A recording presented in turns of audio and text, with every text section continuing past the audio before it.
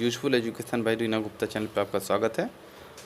आज एडिटोरिया का old book का बिहार एसआई का मेंस का वॉल्यूम 2 का प्रैक्टिस सेट है। आज प्रैक्टिस सेट 1 चलेगा। चलिए आते हैं क्वेश्चन पे। क्वेश्चन नंबर 1 कह रहा है, भारत के उपराष्ट्रपति का निर्वाचन एक निर्वाचक गण द्वारा किया जाता है जिसके सदस्य होते हैं। तो ये हो जाता है इसका आंसर संसद के दोनों सदनों के सभी सदस्य, यानी ए नो ऑप्शन हो जाएगा। अगला हो जाता है क्वेश्चन 2 नंबर, संसद के लिए राष्ट्रपति का अभिभाषण कौन तैयार करता है? तो केंद्रीय मंत्रिमंडल के द्वारा होता है। केंद्रीय मंत्रिमंडल डी नो ऑप्शन में दिया गया है।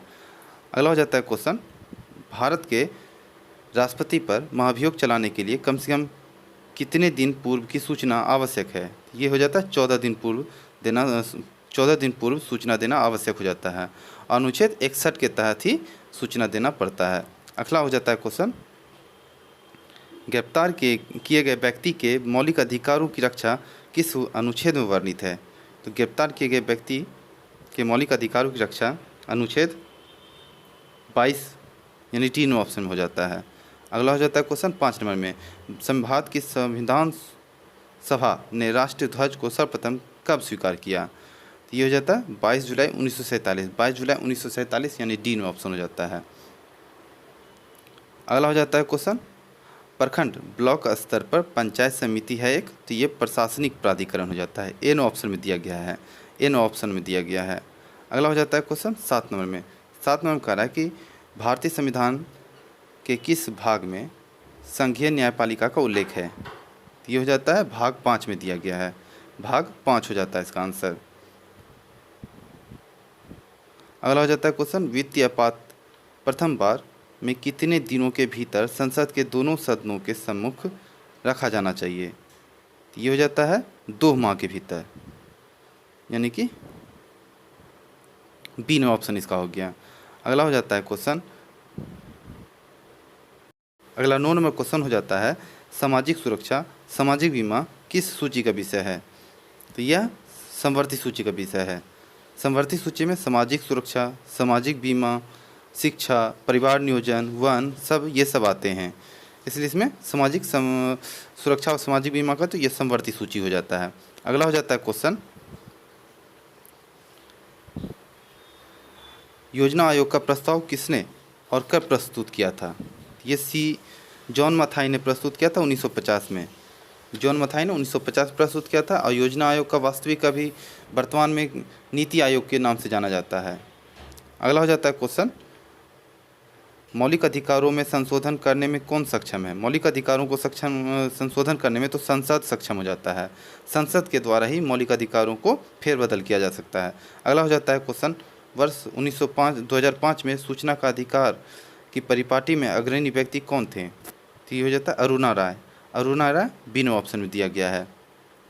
अगला हो जाता है क्वेश्चन 13 नंबर में, उत्तर पूर्वी राज्यों के दक्षिणी सिरे में अंतिम स्थान पर ब्लू माउंटेन का क्षेत्र है, तो ये कहाँ स्थित है? तो ये मिजोरम में स्थित है, यानी बी नो ऑप्शन में दिया गया है। अगला हो जाता है क्वेश्चन, डंका दर्रा किसके मध्य स्थित है?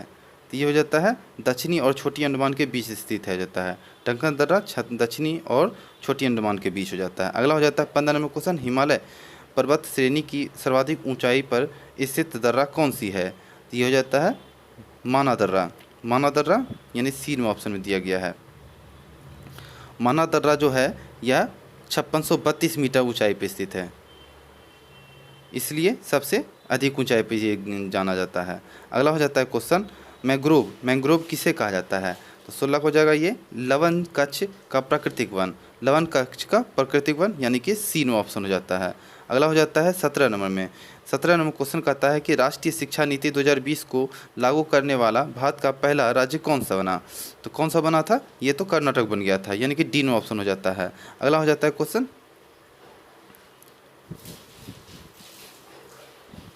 18 नंबर में। 18 नंबर क्वेश्चन कह रहा है कि हाल ही में अंतर्राष्ट्रीय बुकर पुरस्कार 2020 जीतने वाली सबसे कम उम्र की लेखिका कौन बनी? तो ये 18 का हो जाएगा, ये मारिके लुकास रिजनवेल्ड, यानी कि बी हो जाएगा। अगला हो जाता है क्वेश्चन 19 नंबर, मिकिर पहाड़ी। मिकिर पहाड़ी किस राज्य में स्थित है? तो 19 का हो जाता है ये असम में स्थित हो जाता है। मिकिर पहाड़ी कहाँ स्थित है? असम में। मिकिर पूर्वोत्तर भारत की महत्वपूर्ण पहाड़ी है जो असम राज्य में अवस्थित हो जाता है। अब मिरी और मिसमी की पहाड़ी अरुणाचल प्रदेश में। मिरी और मिसमी ये दोनों पहाड़ी अरुणाचल प्रदेश में, जबकि मिकिर पहाड़ी ये असम हो जाता है। अगला हो जाता है क्वेश्चन 20 नंबर में, निम्नलिखित पर्वत शिखरों में से कौन सा एक भारत में अवस्थित नहीं है? इसमें बताना है इस ऑप्शन में कि जो कि भारत में अवस्थित नहीं है। तो ये हो जाता है गोसाईनाथ। गोसाईनाथ जो कि ही नेपाल में स्थित है, इसलिए इसका आंसर डी हो जाएगा। 21 नंबर में कह रहा है कि मानस नदी किसकी सहायक नदी है? तो ये हो जाता है उपयुक्त में से कोई नहीं, क्योंकि मानस नदी जो ब्रह्मपुत्र की सहायक नदी हो जाता है, ना कि चिनाब, सिंधु, कावेरी, इसमें से किसी की सहायक नदी नहीं है, वो ब्रह्मपुत्र की सहायक नदी है। अगला हो जाता है 22वां क्वेश्चन, निम्नलिखित देशों में कौन सा देश असल रूट देश नहीं? इसमें उसे बताना है कि कौन सा देश असल रूट देश नहीं है। इसमें जो हो जाएगा लाइबेरिया। लाइबेरिया एक असल रूट देश नहीं है, जबकि अफगानिस्तान, लग्जमबर्ग और लाओस ये सब असल रूट देश हो जाता है, लेकिन लाइबेरिया असल रूट देश नहीं है। अगला हो जाता है 23वां क्वेश्चन, चितवन घाटी किस देश में स्थित है? तो 23 का जो हो जाएगा इसका नेपाल में स्थित है। चितवन घाटी नेपाल में स्थित है, यानी कि सी में ऑप्शन हो जाएगा। चितवन घाटी या चितवन राष्ट्रीय उद्यान नेपाल का राष्ट्रीय उद्यान है और ये उद्यान 1917 में स्थापित किया गया था। अगला हो जाता है क्वेश्चन 24 नंबर, श्वेत रक्त कोशिकाएं WBC तथा कनिकाएं निम्नलिखित में से क्या कार्य करती है? तो 24 का आंसर ये हो जाता है रोगाणु का विनाश, यानी कि सी हो जाता है इसका आंसर। अगला हो जाता है क्वेश्चन 25 नंबर, संसार का सर्वाधिक जनसंख्या वाला मरुस्थल कौन सा है? तो ये 25 का आंसर थार हो जाता है, यहाँ सबसे ज़्यादा जनसंख्या पाया जाता है। अगला हो जाता है हदीस। हदीस क्या है? तो इस्लामिक कानून हो जाता है। 26 का क्या हो जाएगा आंसर? ये डी हो जाएगा, इस्लामिक कानून। अगला हो जाता है 27 नंबर, बहमनी साम्राज्य की स्थापना किस वर्ष की गई थी? बहमनी साम्राज्य की स्थापना किस वर्ष की गई थी? तो 1347 हो जाता है, यानी कि डी में ऑप्शन हो जाता है इसका, 1347 में। और इसकी स्थापना कौन किया था? अलाउद्दीन हसन ने किया था। अलाउद्दीन हसन ने किया था, 1347 अलाउद्दीन हसन ने। अगला हो जाता है क्वेश्चन 28 में, प्रसिद्ध राग गोविंद के रचिता कौन है? प्रसिद्ध राग गोविंद के रचिता कौन है? तो मीराबाई हो जाता है, यानी कि सी नो ऑप्शन इसका हो जाएगा। प्रसिद्ध राग गोविंद के रचिता मीराबाई। इन्होंने मीराबाई ने कुल 4 ग्रंथों की रचना किया है।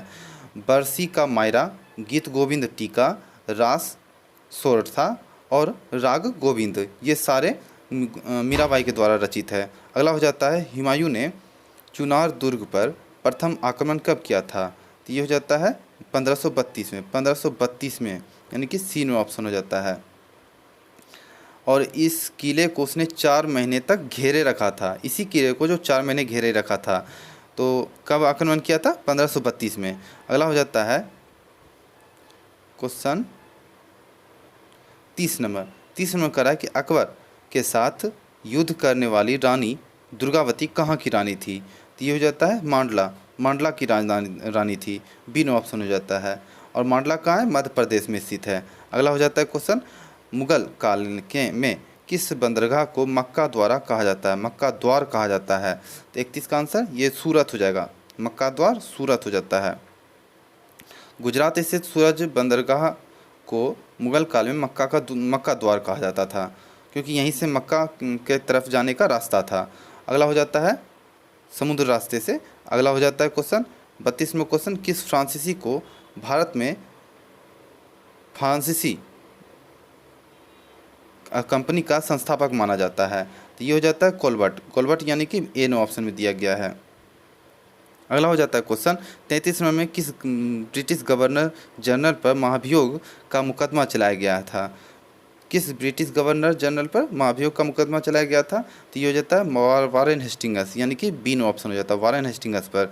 अगला हो जाता है 34वां क्वेश्चन का 1857 के क्रांति में भाग लेने वाले सैनिकों की संख्या सर्वाधिक थी? तो 34 का हो जाता है अवध का 1857 की क्रांति में भाग लेने वाले सैनिकों की संख्या सर्वाधिक थी। अगला हो जाता है क्वेश्चन, और इसमें जो संख्या था वो लगभग 75,000 सैनिक था इसमें भाग लेने के लिए। अगला हो जाता है 35 नंबर क्वेश्चन का रहा है कि डेक्कन एजुकेशन सोसाइटी की स्थापना निम्न में से किसने किया था? डेक्कन एजुकेशन सोसाइटी की स्थापना, तो ये हो जाता है बीजे तिलक, यानी बाल गंगाधर तिलक। 1880 में बाल गंगाधर तिलक ने डेक्कन एजुकेशन सोसाइटी का स्थापना कर दिया था। अगला हो जाता है 36वां क्वेश्चन, हिंदी का समाचार पत्र उदंत मॉडर्न का प्रकाशन कहाँ हुआ था? तो ये तो हो जाता है कलकत्ता से। 36 का क्या हो जाएगा? कलकत्ता में हो जाएगा, क्योंकि उदंत मॉडर्न का प्रकाशन 1826 ईस्वी में हुआ था और कोलकाता में हुआ था। इसके प्रकाशक कौन थे? युगल किशोर शुक्ल थे, 1826 में कोलकाता में, और युगल किशोर शुक्ल। अगला हो जाता है क्वेश्चन 37 नंबर, निम्नलिखित में से किस कारागार में रामप्रसाद बिस्मिल को फांसी दे दिया गया था? तो ये तो हो जाएगा गोरखपुर, यानी कि डी ऑप्शन हो जाता है। अगला हो जाता है क्वेश्चन 38 में, सर्वप्रथम स्तूप शब्द का वर्णन कहाँ मिलता है? स्तूप शब्द का वर्णन कहाँ मिलता है? तो 38 में ये ऋग्वेद हो जाता है, सीन में हो जाता है। सर्वप्रथम स्तूप शब्द का वर्णन ऋग्वेद में प्राप्त होता है। स्तूप का शाब्दिक अर्थ क्या होता है? किसी वस्तु का ढेर, किसी वस्तु का ढेर। ऋग्वेद में क्या दिया गया? स्तूप का शब्द का मतलब किसी वस्तु का ढेर दिया गया है। अगला हो जाता है क्वेश्चन 39 में कह रहा है कि किसी स्थान से मानव के साथ कुत्तों को दफनाए जाने का साक्ष्य मिला है। तो 39 का क्या दिया है? ये हो जाता है बुर्ज होम, यानी कि सी हो जाएगा इसका आंसर। अगला हो जाता है क्वेश्चन 40 नंबर में,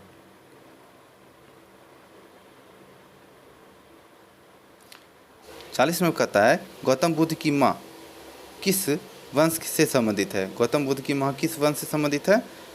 40 का ए हो जाता है, कोलीय वंश, यानी कि ए नो हो जाता है। अगला हो जाता है क्वेश्चन पूंजीवादी अर्थव्यवस्था में कीमत निर्धारण किसके द्वारा होता है? 41 में क्या दिया गया है? मांग और पूर्ति, मांग और पूर्ति, यानी ए नो ऑप्शन हो जाता है। पूंजीवादी अर्थव्यवस्था में कीमत निर्धारण किसके द्वारा होता है? मांग और पूर्ति के द्वारा होता है। अगला हो जाता है क्वेश्चन 42 में, आर्थिक समीक्षा वित्त मंत्रालय के किस विभाग के द्वारा जारी किया जाता है? तो ये हो जाता है आर्थिक कार्य विभाग, यानी कि सी नो ऑप्शन हो जाता है। आर्थिक कार्य विभाग वित्त मंत्रालय के द्वारा, आर्थिक कार्य विभाग के द्वारा जारी किया जाता है। अगला हो जाता है आर्थिक समीक्षा। आर्थिक समीक्षा जो होता है वित्त मंत्रालय के आर्थिक कार्य विभाग के द्वारा किया जाता है। अगला हो जाता है क्वेश्चन 43 में, डॉक्टर पी रामाराव समिति का संबंध किससे है? डॉक्टर पी रामाराव समिति का संबंध किससे है? तो ये होता है रक्षा से है, रक्षा क्षेत्र संगठन से, यानी कि सी नो ऑप्शन हो जाता है। अगला हो जाता है क्वेश्चन 44 में, किस पंचवर्षीय योजना में भारी उद्योग को प्राथमिक दी गई थी? ये तो द्वितीय पंचवर्षीय योजना है। द्वितीय पंचवर्षीय योजना कब आया था? 1956 से 1961 के दरमियान आया था। अगला हो जाता है क्वेश्चन 45 में, भारत में 14 प्रमुख बैंकों का राष्ट्रीयकरण किस वर्ष हुआ था? किस वर्ष हुआ था? 69, यानी कि 1969 में, यानी कि बी नो ऑप्शन दिया गया है। 14 प्रमुख बैंकों का राष्ट्रीयकरण 1969 में हुआ था।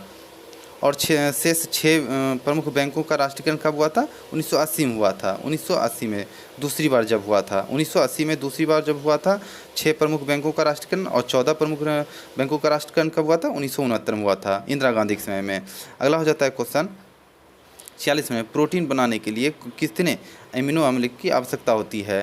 तो ये हो जाता है 20 अमीनो अम्ल की आवश्यकता होती है, सी नो ऑप्शन हो जाता है। अगला हो जाता है 47 में क्वेश्चन। 47 में क्वेश्चन कहता है कोशिका के मूल घटक में कौन शामिल है?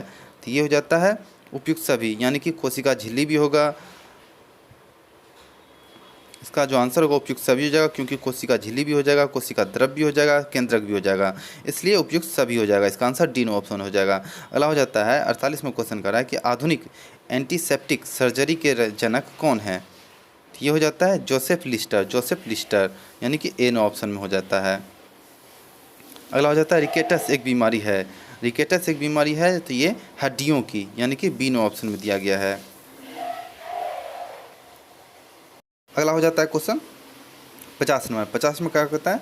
उच्च वसन के समय पसलियाँ, ये हो जाता है बी नो ऑप्शन, नीचे की ओर गति करती है। उच्च वसन के समय पसलियाँ नीचे की ओर गति करती है। अगला 51 नंबर क्वेश्चन। 51 नंबर क्वेश्चन कह रहा है मानव शरीर में क्रेनियल तंत्रिकाओं की संख्या कितनी होती है? तो 51 का आंसर हो जाएगा 12 जोड़ी, यानी कि ए नो ऑप्शन में दिया गया है। क्रेनियल तंत्रिकाओं में 12 जोड़ी हड्डियाँ होती है, तंत्रिकाएँ कोशिका होती है। अगला हो जाता है 52 नंबर क्वेश्चन। केचुआ से क्या लाभ है? केचुआ से क्या लाभ है? तो ये हो जाता है यह ज़मीन को उपजाऊ बनाता है, डी में ऑप्शन हो जाता है, यह ज़मीन को उपजाऊ बना देता है। अगला हो जाता है 53 नंबर क्वेश्चन, उसे चुनिए जो शेष अन्य से भिन्न है, उसे चुनिए जो शेष अन्य से भिन्न है। तो 53 का आंसर ये हो जाता है किडनी, यानी कि डी में ऑप्शन हो जाता है। अगला हो जाता है 54 नंबर क्वेश्चन, मानव शरीर में ऊर्जा की उत्पत्ति होती है। तो ये हो जाता है ऊतकों में ऑक्सीजन पहुंचाकर, यानी कि सी में ऑप्शन हो जाता है। ऑक्सीजन ऊतकों में ऑक्सीजन पहुंचाकर मानव शरीर में ऊर्जा उत्पत्ति होती है। अगला हो जाता है 55 नंबर क्वेश्चन, किसमें प्रोटीन नहीं पाया जाता है, किसमें प्रोटीन नहीं पाया जाता है? चावल में, यानी चावल में तो बहुत अधिक मात्रा में कार्बोहाइड्रेट पाया जाता है, इसलिए इसका आंसर सी हो जाएगा। 56 नंबर क्वेश्चन हो जाता है, निम्नलिखित में से कौन सा खाद्य श्रृंखला का सही क्रम है? खाद्य श्रृंखला में इसमें सही क्रम बताना है। तो ये घास, कीट, मेढक, सर्प, गरुड़, यानी कि ए नो ऑप्शन हो जाता है, ए नो ऑप्शन। अगला हो जाता है 57 नंबर क्वेश्चन कह रहा है कि सोडा वाटर बनाने के लिए कौन सी गैस प्रयोग की जाती है? तो ये तो हो जाता है CO2, यानी कार्बन डाइऑक्साइड, यानी कि सी में ऑप्शन हो जाता है। अगला हो जाता है क्वेश्चन, किसी तत्व के परमाणिक भार को किस में व्यक्त किया जाता है? तो 58 का ये AMU हो जाता है, यानी कि डी में ऑप्शन हो जाता है। अगला हो जाता है क्वेश्चन, ये कौन सा एक दूसरे में सही मिलान किया हुआ है, यही पता करना है, सुमेलित कौन सा सही है? पादप रोग है, रोग कारक सूक्ष्म जीव है।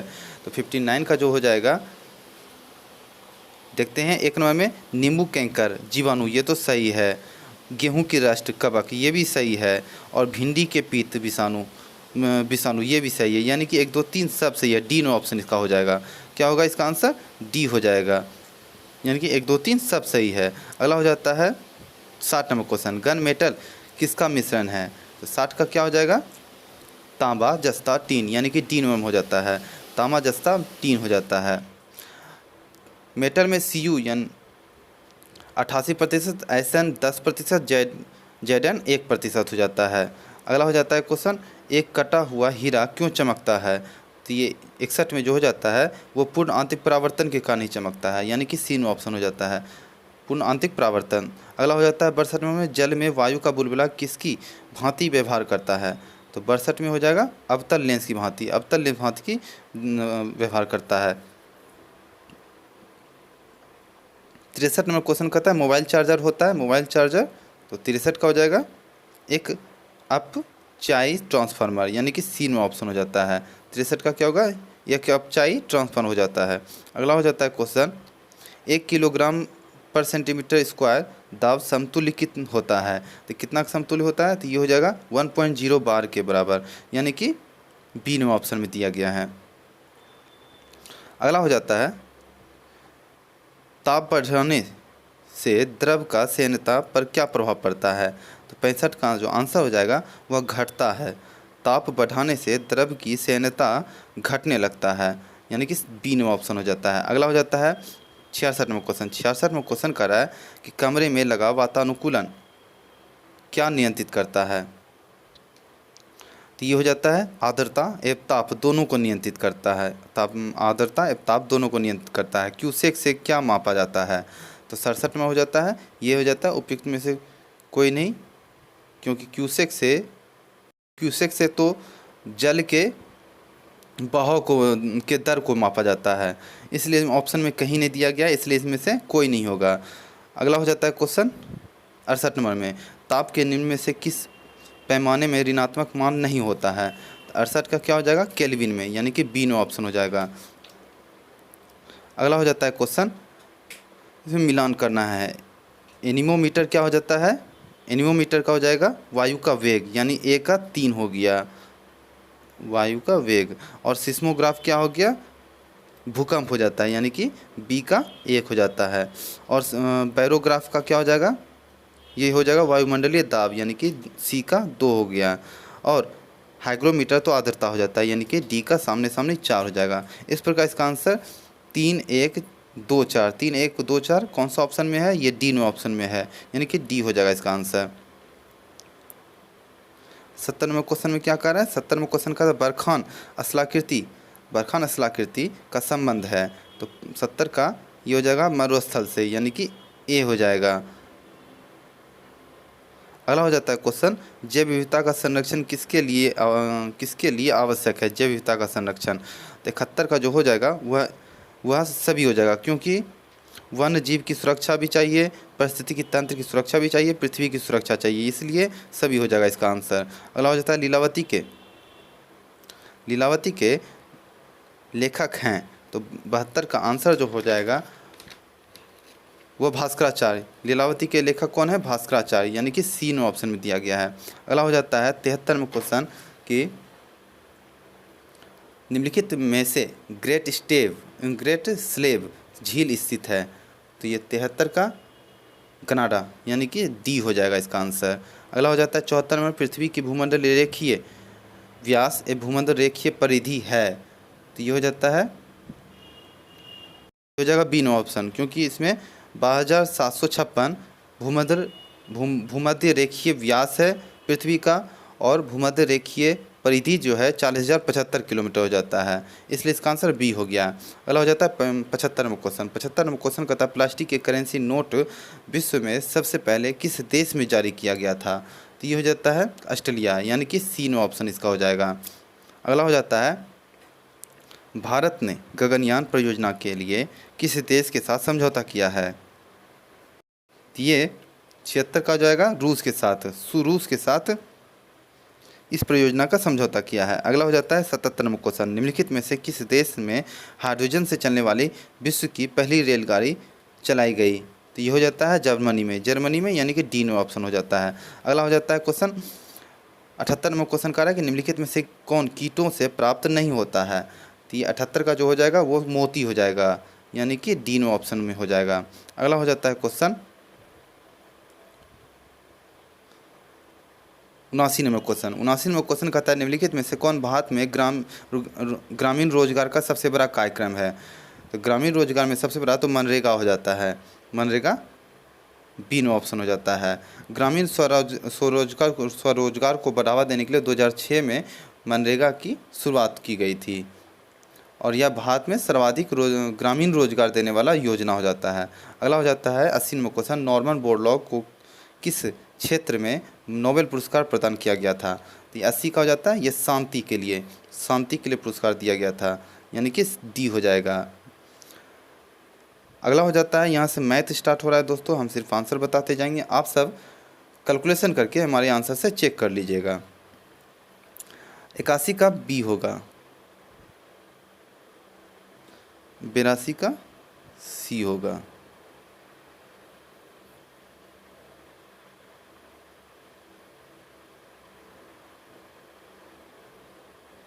83 का ए होगा, 84 का डी होगा,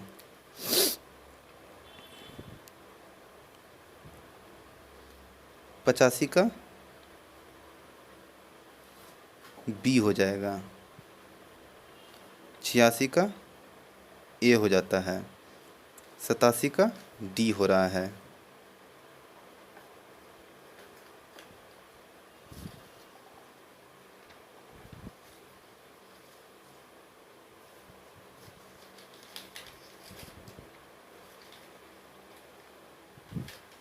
88 का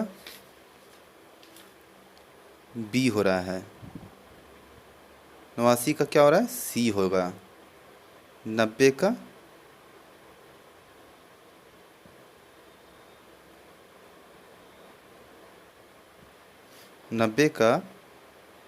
ए हो जाएगा,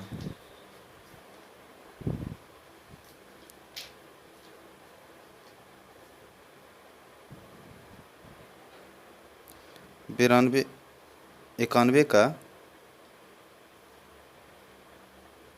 बी हो जाता है, 92 का बी हो जाता है, 93 का ए हो जाता है, 94 का सी हो जाता है, 95 का ए हो जाता है, 95 का सॉरी 95 का जो होगा वो सी होगा। 95 का क्या होगा, वो सी होगा। गलती से ए बोला गया था, सी होगा इसका आंसर। 96 का आंसर यहाँ पे ए होगा। 97 में आंसर बी होगा। 98 में जो आंसर होगा वो ए होगा। 99 में